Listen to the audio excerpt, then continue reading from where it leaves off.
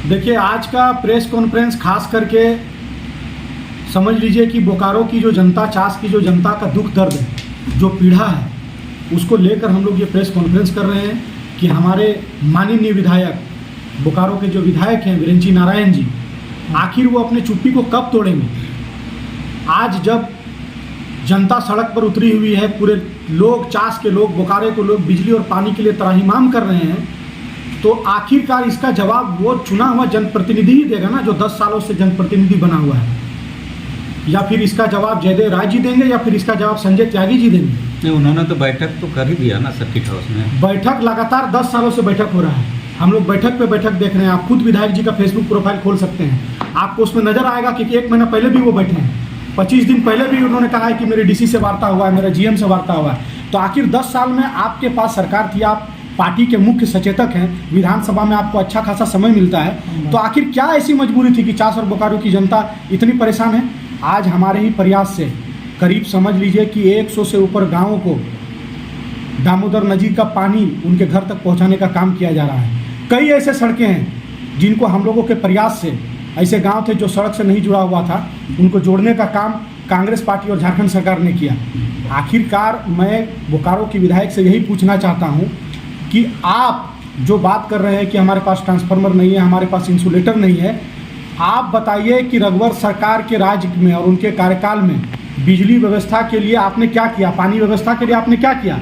ये तो कांग्रेस पार्टी की देन है। स्वर्गीय राजेंद्र बाबू जब ऊर्जा मंत्री थे, कई जगह उन्होंने, चाहे आपके फुदनीडी सब स्टेशन हो, जेनामोड़ सब स्टेशन हो, आपका चास का हो, कई तरह की ऐसी योजनाएं लगातार, कई तार ट्रांसफार्मर चेंज किए, जिसके बदौलत आज हम लोग को चास में बिजली मिल रहा है।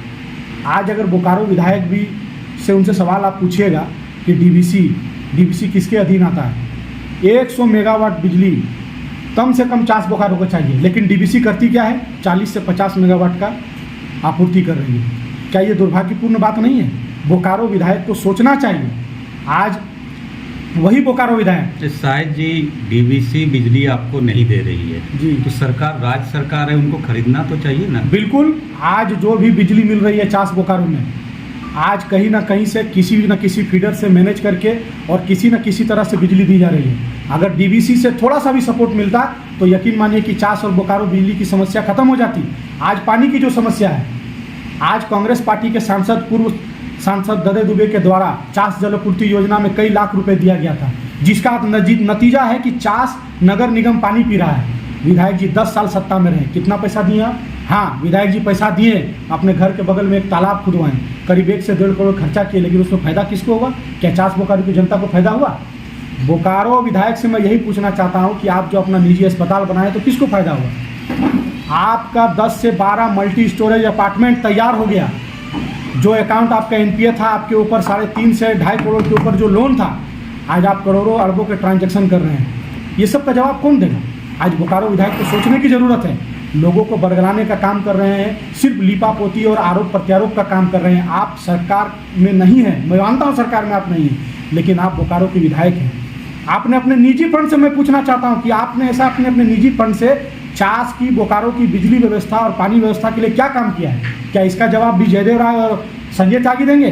अरे जब जनप्रतिनिधि से कोई सवाल करता है, हमारा सवाल अपना सवाल नहीं है, या कोई किसी पार्टी विशेष का सवाल नहीं है, ये आम जनता का सवाल है। जनता परेशान है, जनता त्राहिमाम कर रही है। महीना में 25 दिन बाहर रहने वाले विधायक ये क्या जवाब देंगे? इसीलिए कभी हमारे जयदेव राव जी जवाब देते हैं, कभी संजय त्यागी जी जवाब देते हैं, पता नहीं आगे कौन कौन लोग जवाब देंगे। जयदेव राय जी ने तो ठीक ही पूछा ना शाहिद जी कि मर्यादित भाषा का प्रयोग होना चाहिए।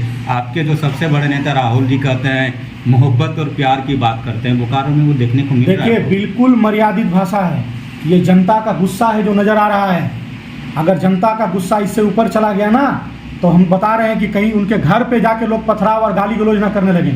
हम लोग भी बर्दाश्त कर रहे हैं, रोड में, मार्केट में है, लोगों को जवाब देना पड़ता है कि आखिरकार चास की बिजली की समस्या का समाधान क्यों नहीं हो रहा है। 10 साल से 20 साल से हम लोग भी चास में पले बड़े हैं, 10 साल से आप हैं, 10 साल से आप किए क्या? मैं यही पूछना चाहता हूँ कि इसका फ़ायदा किसको होगा? आज जो आप 1.5 करोड़ का तालाब खुलवाए, आप जो प्राइवेट अस्पताल खुलवाए, जो अपना मल्टी स्टोरेज विधायक के काम से आप नाखुश हैं? बिल्कुल नाखुश है। आज उसी का नतीजा है कि चास और बोकारो की जनता झेल रही है। 8 साल 9 साल बहुत मायने रखता है। आप अगर अपने निजी फंड से सालाना भी अगर आप 10% 20% खर्च करते तो 4 से बिजली और पानी की समस्या खत्म हो जाती। बताइए ना, 10 साल आप विधायक है और इंसुलेटर और तार की आप बात कर रहे हैं। मैं बोल रहा हूँ कि मैं तार और इंसुलेटर दे रहा हूँ। आप अपना सिर्फ डीवीसी से बिजली दिलाने का काम कीजिए और केंद्र सरकार से सहयोग दिलाने का काम कीजिए। झारखंड सरकार आपके घर में बैठा, माननीय मंत्री बन्ना गुप्ता जी आपके घर में बैठ के खाना खा के गए। आप मुख्य सचेतक हैं, कौन सा काम आपका रुक रहा है? आपका तो अपना पर्सनल काम कोई नहीं रुकता है, लेकिन जब जनता की बात आती है तो आपका सारा काम रुकने लगता है। ये बहुत ही दुर्भाग्यपूर्ण बात है। चास में खास करके बिजली और पानी में राजनीति नहीं होनी चाहिए, विधायक को समझना पड़ेगा।